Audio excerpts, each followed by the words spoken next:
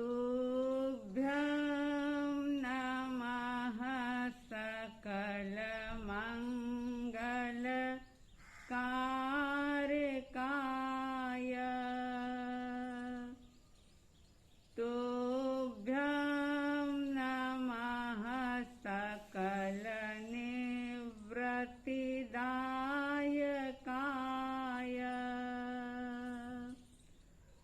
तुभ्यं नमः सकल कर्म विनाशकाय।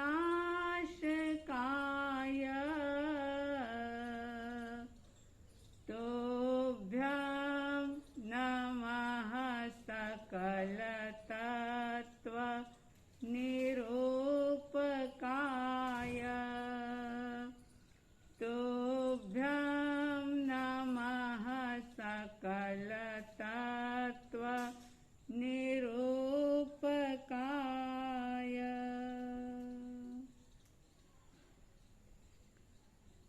श्रद्धालु जिज्ञासु श्रोताओं,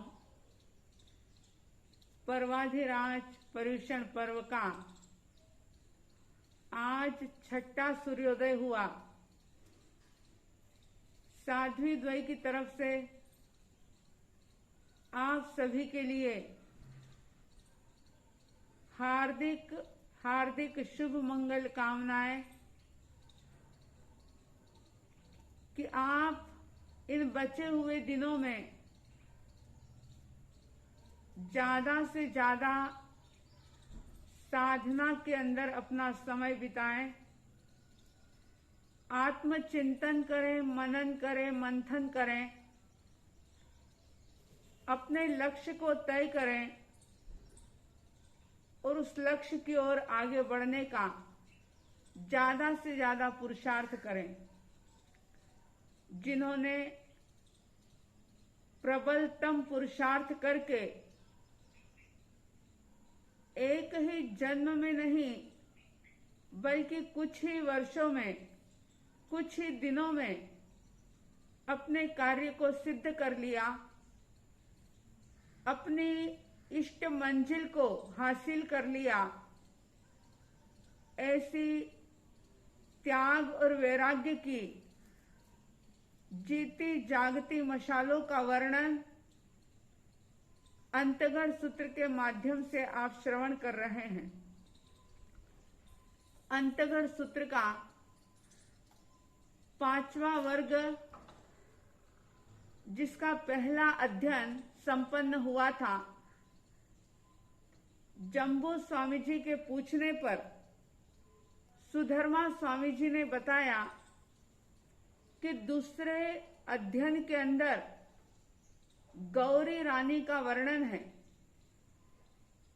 ये भी श्री कृष्ण जी की रानी थी और सिर्फ गौरी ही नहीं, लेकिन श्री कृष्ण जी की 8 रानियां, जिनका नाम था गौरी, गांधारी, लक्ष्मणा, सुसीमा, जाम्बवती, सत्यभामा और रुक्मिणी। पद्मावती ने पहले ही दीक्षा ले ली थी।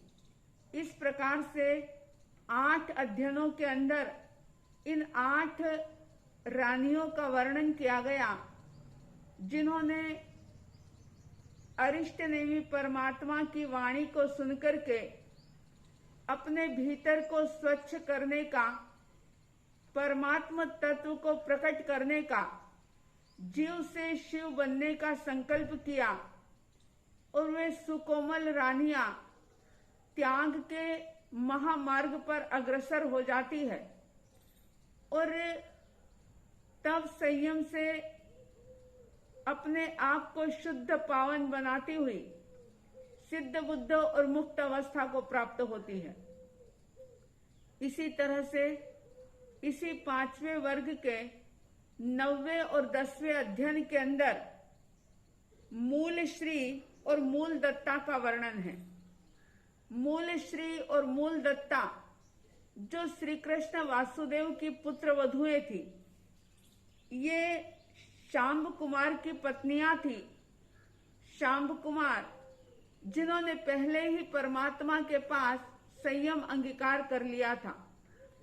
जब इन दोनों ने भी भगवान की उस दिव्य देशना को सुना तो प्रभु से निवेदन किया कि भगवान, हम श्री कृष्ण वासुदेव से इजाजत लेकर के आपके चरणों में अपने आप को समर्पित करना चाहते हैं और श्री कृष्ण वासुदेव से आज्ञा प्राप्त करके ये भी तप और संयम के मार्ग पर अग्रसर होती है।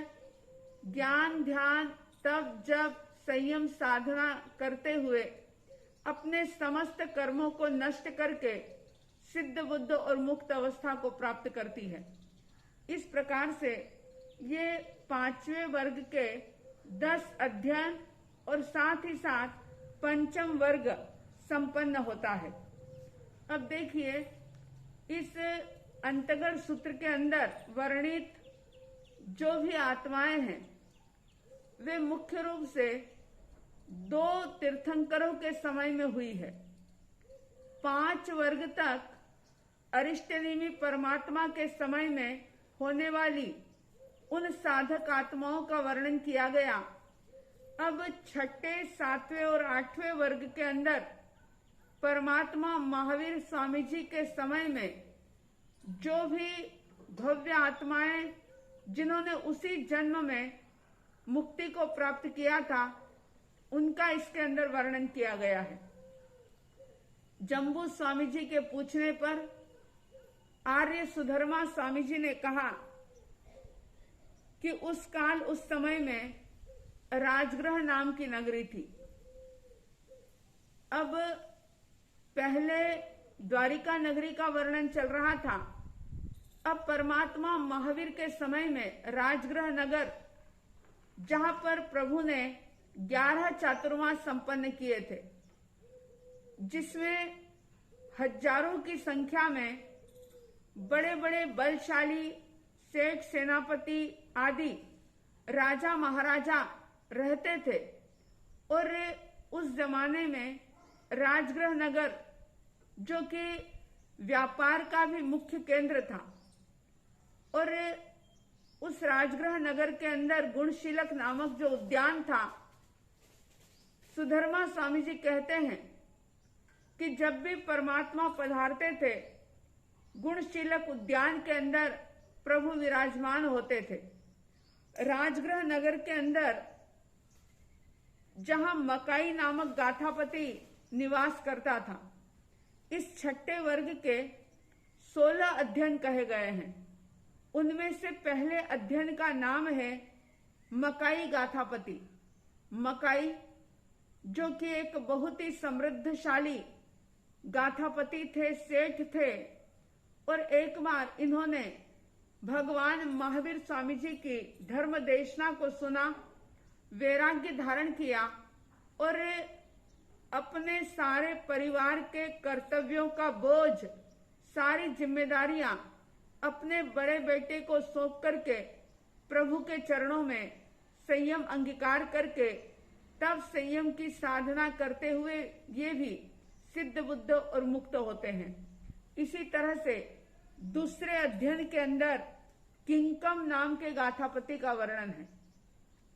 इन्होंने भी प्रभु की वाणी को सुना, वैराग्य धारण किया और इस बात को जाना समझा कि नर से नारायण बनने के लिए तप और संयम के कठोर मार्ग पर चलना ही होता है। कोई भी भोग विलासों के बीच में रह करके सिद्धि को प्राप्त नहीं कर सकता। उसे आत्मा और शरीर का भेद ज्ञान करना ही होता है। उसे सोई हुई आत्मा को जगाना ही होता है। और ऐसा सोच करके किंकम गाथापति भी प्रभु के चरणों में दीक्षित होते हैं। बहुत साधना आराधना करके जन्मों जन्म के संचित कर्मों के मेल को धोकर के ये भी सिद्ध, बुद्ध और मुक्त होते हैं। तीसरे अध्ययन का वर्णन करते हुए सुधर्मा स्वामी जी ने कहा कि तीसरे अध्ययन का नाम है मुद्गर पाणी। ये अध्ययन भी, जिसमें विशेष रूप से अर्जुन माली उनकी साधना का, उनकी समता का, उनके त्याग और वैराग्य का वर्णन, और इसके साथ ही सुदर्शन सेठ, सुदर्शन श्रवणोपासक, उनके अद्भुत श्रद्धा और निष्ठा का वर्णन इसके अंदर किया गया। बहुत बड़ा संदेश, बहुत बड़ी प्रेरणा देने वाला ये अध्ययन।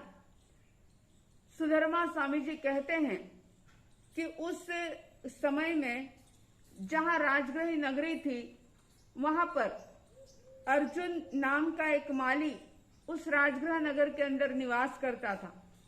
देखिए, कर्म से कोई महान, जन्म से कोई महान नहीं होता, व्यक्ति अपने कर्म से महान बनता है। कई बार अच्छे कुल खानदान में जन्म लेने के बावजूद भी व्यक्ति भटक जाता है, और कई बार जिन्हें जन्म से जिनेश्वर का धर्म नहीं मिला हो, लेकिन बाद में पुरुषार्थ करके वे जिनेश्वर के धर्म को प्राप्त करके अपने कर्मों से, अपने प्रयासों से मुक्त अवस्था को प्राप्त करते हैं। अर्जुन माली जो जन्म से जैन नहीं थे, लेकिन उन्होंने कैसी साधना की, उसका जीता जागता उदाहरण इस अंतर्गत सूत्र के माध्यम से हमें प्राप्त होता है।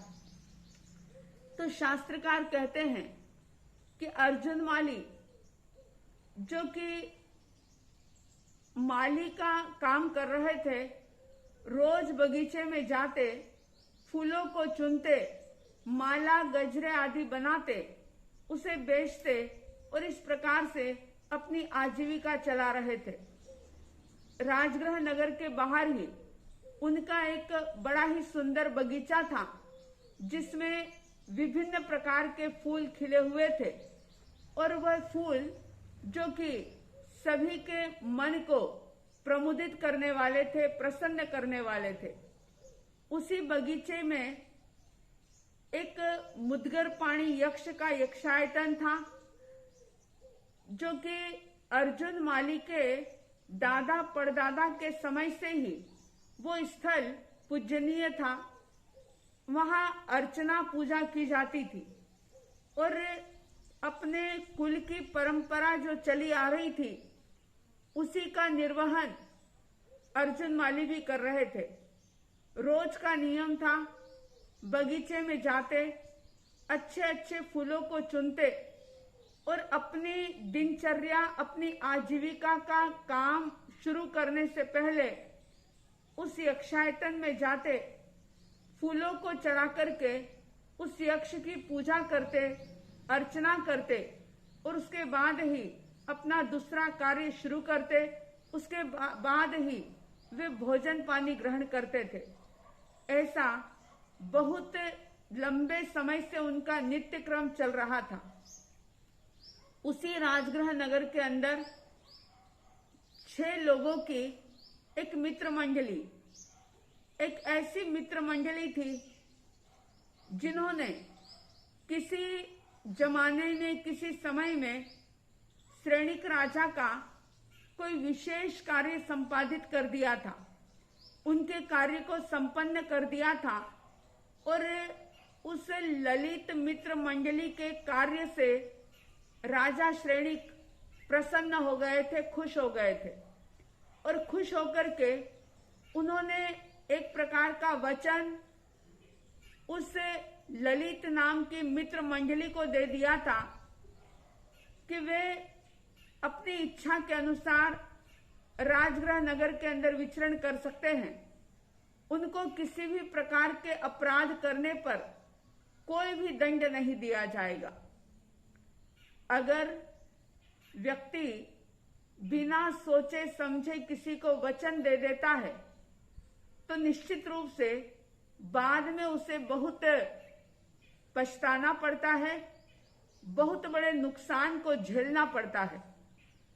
लेकिन बिना सोचे समझे कई बार व्यक्ति इस प्रकार के कार्य कर जाता है। श्रेणिक राजा जैसे समझदार व्यक्ति भी, जिन्होंने उन युवकों को इस प्रकार का वचन दे दिया था। ज्ञानी जन कहते हैं कि जीवन के अंदर अनुशासन, मर्यादा बहुत जरूरी है, अंकुश बहुत जरूरी है। अगर बल हो, शक्ति हो और धन भी हो साथ में, लेकिन उसके ऊपर अगर विवेक का अंकुश ना हो, माता पिता या गुरुजनों का अंकुश ना हो, अगर राजा की तरफ से भी किसी प्रकार का अनुशासन ना हो, तो ऐसे में बहुत बड़े बड़े अनर्थों का सर्जन हो जाता है।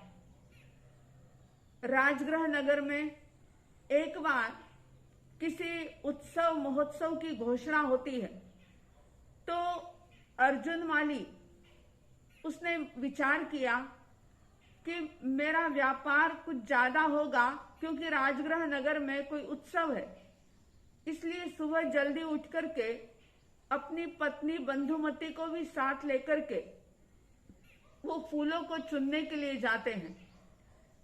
अब जैसे ही फूल चुनते हैं और उसे यक्ष के यक्षायतन में प्रवेश करते हैं, इधर ये मित्र मंडली जो कि बिल्कुल निर्भय होकर के, बेबाक होकर के घूम रही थी, और उसी यक्ष के यक्षायतन के अंदर ये लोग बैठ करके गपशप कर रहे थे। अर्जुन माली को आते हुए देखा, और जब उनकी पत्नी को भी उनके साथ में देखा तो मन बिगड़ गया। और याद रखना, तन बिगड़ जाए तो इतना नुकसान नहीं होता, लेकिन जब इंसान का मन बिगड़ जाता है तो मन बिगड़ा तो सब कुछ बिगड़ जाता है। फिर चाहे कोई भी इंसान क्यों न हो, इसलिए मन पर कंट्रोल, मन का निग्रह, मन पर संयम बहुत जरूरी है।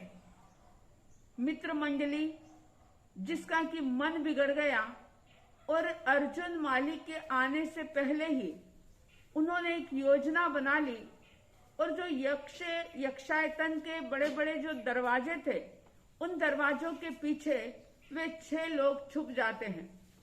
और छुपने के बाद जैसे ही अर्जुन माली अंदर आते हैं, उन्होंने यक्ष को वंदन किया, अपना मस्तक झुकाया, और अपनी योजना के अनुसार वो मित्र मंडली बाहर आती है और अर्जुन माली को गहरे बंधनों में बांध देती है। और बेबस लाचार बन जाते हैं अर्जुन माली, और उनके सामने ही उनकी पत्नी जो बंधुमती थी, उसके साथ वे व्यभिचार का सेवन करते हैं। अर्जुन माली इस दृश्य को देख करके बहुत क्रोधित होते हैं, लेकिन लाचार थे, बेबस थे, बहुत गहरे बंधनों से बंधे हुए थे, क्रोध से जल रहे थे वे, और राजा को भी दोष दे रहे थे, कोस रहे थे राज्य व्यवस्था को। और इतना ही नहीं, उनके मन में एक ख्याल आ गया कि मैं तो समझ रहा था कि ये देव का मंदिर है, ये यक्ष का यक्षायतन है, मेरे दादा परदादा और मैंने भी जब से होश संभाला तब से मैं भी इस यक्ष की पूजा अर्चना करते आ रहे हैं। लेकिन धर्म स्थान के अंदर भी इस प्रकार का कुकृत्य अगर हो जाए तो मुझे ऐसा लगता है कि ये मात्र काष्ठ की प्रतिमा है, ये सिर्फ एक प्रकार का ढोंग है, यहाँ पर कोई भी देवता नहीं है। अगर सच में कोई यक्ष होते तो वे जरूर ऐसे संकट के समय में मेरी सहायता करते, मेरी पत्नी के धर्म को बचाते, उसके शील की रक्षा करते। लेकिन मुझे ऐसा लगता है कि यहाँ पर कोई नहीं है, मैं ऐसे ही पागल बना हुआ इतने समय से इस प्रतिमा को देव समझ करके पूजा कर रहा हूं। मन के अंदर जैसे ये विचार आए और उस मुदगर पाणी यक्ष ने अर्जुन माली के मन के विचारों को जाना, समझा, देखा कि उसी वक्त उस यक्ष ने अर्जुन माली के शरीर में प्रवेश कर लिया। अब जैसे ही दानवीय शक्ति बढ़ी, जैसे ही यक्ष ने अर्जुन माली के शरीर में प्रवेश किया कि उसका बल बढ़ जाता है, शक्ति बढ़ जाती है, बंधन तड़ातड़ टूट जाते हैं और वह लोहे का मुद्गर उठाकर के घुमाता हुआ एक ही प्रहार के अंदर उन्होंने उन 6 पुरुषों की यानी मित्र मंडली की और साथ ही साथ अपनी पत्नी बंधुमती की हत्या कर दी। आप लोगों के मन में एक सवाल पैदा हो सकता है कि बंधुमती का क्या दोष था? अर्जुन माली ने बंधुमती की हत्या क्यों की, क्यों उसे मारा? तो बंधुओं, कई बार गेहूं के साथ घुन भी पिस जाया करता है। जब व्यक्ति आवेश में होता है, आक्रोश में होता है, क्रोध में होता है, तो वो समझ नहीं पाता मुझे क्या करना चाहिए और मैं क्या कर रहा हूं। आवेश ही आवेश के अंदर 6 पुरुष और 1 स्त्री की हत्या हो जाती है। और इतना ही नहीं, वो मुद्गर लेकर के उस बगीचे के आसपास घूमने लगा। रोज का एक नियम बन गया, रोज ही 6 पुरुष और 1 स्त्री की हत्या अर्जुन माली करता रहा। ऐसे करते करते बहुत समय बीत जाता है। सारे राजगृह नगर के अंदर एक प्रकार का आतंक छा जाता है। लोग सारे भयभीत हो जाते हैं, एक भय का माहौल बन जाता है और सारे लोग अपने आप की सुरक्षा करने लग जाते हैं।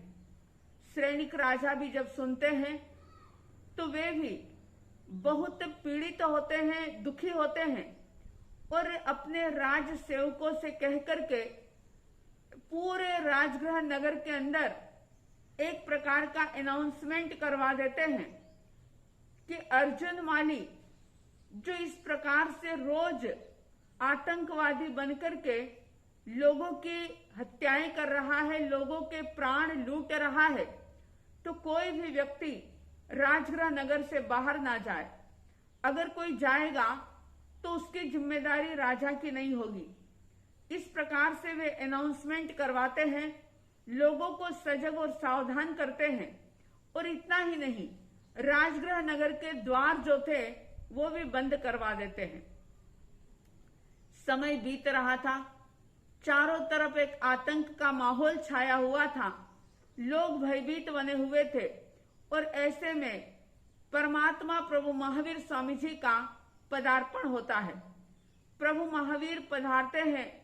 देवों ने समोशरण की रचना की और हजारों लाखों देवी देवता जो थे वे परमात्मा की दिव्य ध्वनि सुनने के लिए, उनकी धर्म देशना सुनने के लिए लालायित थे, परमात्मा के चरणों में पहुंच रहे थे। लेकिन राजगृह नगर का एक भी व्यक्ति चाह करके भी प्रभु के पास नहीं जा रहा था, क्योंकि सब जानते थे कि अगर परमात्मा के पास जाना है तो अर्जुन माली का सामना करना पड़ेगा। सभी भयभीत थे, नहीं जा पा रहे थे। उसी नगर में एक सुदर्शन नाम के सेठ श्रमणोपासक रहते थे। उन्होंने जब सुना कि परमात्मा स्वयं महावीर यहाँ पधारे हैं, तिरण तारण की जहाज यहाँ पर आई है और मैं घर में ही बैठा रहूं, ऐसा कैसे हो सकता है? वे जीव अजीव आदि 9 तत्वों के ज्ञाता थे, षट द्रव्य के ज्ञाता थे, श्रमणोपासक थे, श्रावक के व्रतों को स्वीकार किया हुआ था, पालना कर रहे थे और अपने माता पिता से इजाजत लेते हैं कि मैं प्रभु को वंदन करने के लिए, उनकी धर्म देशना सुनने के लिए जाना चाहता हूं। माता पिता मना करते हैं, समझाते हैं कि भगवान तो अंतर्यामी है, केवल ज्ञानी है, तुम यहीं से वंदन कर लो। वो तुम्हारी वंदना यहीं से स्वीकार कर लेंगे। लेकिन सुदर्शन सेठ कहते हैं कि परमात्मा स्वयं यहाँ पधारे और मैं यहाँ से वंदन करूं, ऐसा कैसे हो सकता है। आखिर अपने माता पिता को मनाते हैं, माता पिता से इजाजत लेते हैं और परमात्मा के दर्शन करने के लिए राजगृह नगर से निकलते हैं। उनके लिए स्पेशल राजगृह नगर का द्वार खोला जाता है। सुदर्शन सेठ जाते हैं और उन्होंने जब दूर से अर्जुन माली को वो मुदगर घुमाते हुए अपनी तरफ आते हुए देखा तो उसी समय उन्होंने भूमि का प्रमार्जन किया और सभी जीवों से क्षमा याचना करते हुए परमात्मा को वंदन करते हुए सागारी संथारा ग्रहण किया कि अगर मैं इस उपद्रव से छूट जाऊं तो मैं प्रत्याख्यान पालूंगा, वरना मुझे जावत जीव तक सभी चीजों का त्याग है। ऐसे वे सविधि सागारी संथारा करते हैं।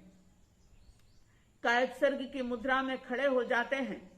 मुदगर पाणी यक्ष जो था, जो अर्जुन माली के शरीर में था, वह आता है और मुदगर को जैसे ही सुदर्शन सेठ के ऊपर उठाता है कि उसका हाथ उठा का उठा ही रह जाता है, क्योंकि श्रद्धा की शक्ति के सामने, धर्म की शक्ति के सामने उस यक्ष की शक्ति काम नहीं कर पाई।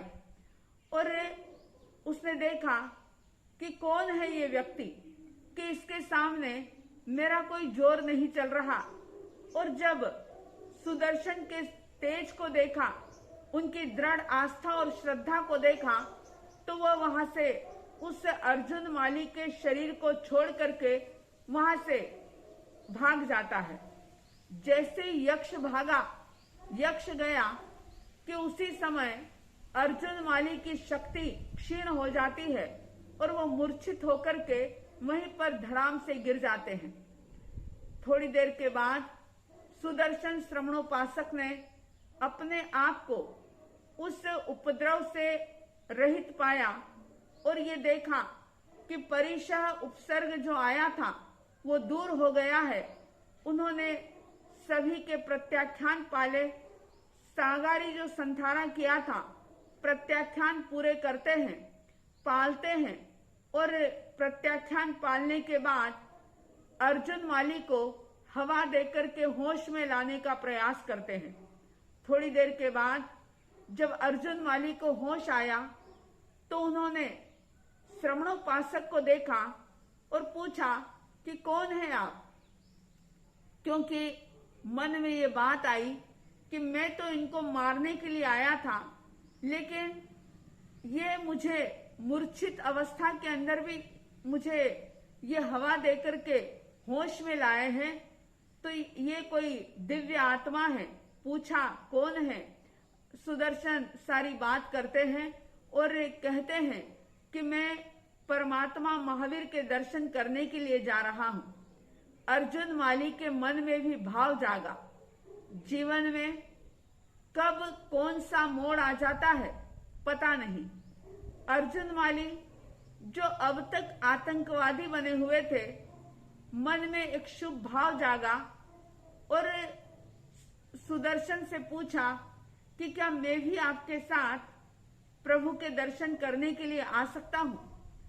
श्रमणोपासक ने सहर्ष अनुमति दी और अपने साथ अर्जुन माली को लेकर के वो जाते हैं। अर्जुन माली सहित सारी धर्म परिषदा को परमात्मा ने धर्म उपदेश दिया। सारे लोगों ने धर्म उपदेश सुना। अर्जुन माली ने उसको अलग तरीके से ग्रहण किया और परमात्मा से निवेदन किया कि भगवान, मैंने बहुत अपराध किए हैं। कहते हैं वो प्रभु से, मैंने बहुत किए अपराध, नाथ मोहे कैसे तारोगे। मैंने बहुत किए अपराध, नाथ मोहे कैसे कैसे तारोगे, जिनंद मोहे तुम ही तारोगे। मैंने बहुत किए अपराध, नाथ मोहे कैसे तारोगे। परमात्मा से निवेदन किया और प्रभु के चरणों में अपने जीवन को समर्पित करके संयम अंगीकार किया। जिस दिन दीक्षा ली उसी दिन संकल्प किया कि मैं निरंतर जीवन पर्यंत बेले बेले पारणा करते हुए विचरण करूंगा। और बेले के पारणे में जब वे राजगृह नगर में गोचरी लेने के लिए जाते तो लोगों को एकाएक विश्वास नहीं होता। लोग ये समझते कि कहीं ऐसा तो नहीं कि वही आतंकवादी जो साधु के वेश में आ गया हो। भयभीत तो होते कुछ लोग उनकी ताड़ना करते, उनको पत्थर मारते, उनको प्रताड़ित करते, अपशब्द कहते। कोई कहता इसने मेरी मां को मारा, कोई कहता इसने मेरी मांग का सिंदूर छीन लिया, कोई कहता इसने मेरी गोद सूनी कर दी। और ऐसे क्रोधित होकर के अर्जुन मुनि का सारे ही लोग अपमान करते थे, तिरस्कार करते थे। सोचो, दूसरी सारी चीज सह लेना इंसान के लिए कुछ आसान हो सकता है, लेकिन अपमान सहना, इंसल्ट सहन करना, ताड़ना प्रताड़ना झेलना बहुत मुश्किल है। लेकिन एक बार अगर स्वदर्शन हो जाता है, खुद की कमियों का पता लग जाता है, तो फिर वो अपमान भी अपमान रूप नहीं लगता, क्योंकि दृष्टि बदल जाती है, सोच बदल जाती है। अर्जुन मुनि सोचते थे कि ये तो सिर्फ मुझे शब्दों से ही प्रताड़ित कर रहे हैं, सिर्फ मेरे शरीर को ही चोट पहुंचा रहे हैं, लेकिन मैंने तो सचमुच इनके परिजनों को मार डाला है, इनके परिजनों के प्राण लूट लिए हैं। अपराधी तो मैं स्वयं हूं। और इस प्रकार से क्षमा भाव धारण करते हुए अपने आप में अपने किए का पश्चाताप कर रहे थे अर्जुन मुनि। कई बार बेले के पारणे में पानी मिलता तो आहार नहीं मिलता, भोजन मिलता तो पानी नहीं मिलता, लेकिन सारी अवस्थाओं के अंदर अर्जुन वाली ने समभाव का संबल नहीं छोड़ा, क्षमा का साथ नहीं छोड़ा, और उसी समता, समभाव और क्षमा के बल पर उन्होंने अपने समस्त कर्मों की निर्जरा की और वे सिद्ध बुद्ध और मुक्त होते हैं। इस प्रकार से ये अध्ययन जो हमें क्षमा की प्रेरणा देता है, हर स्थिति परिस्थिति के अंदर समभाव रखने की शिक्षा देता है।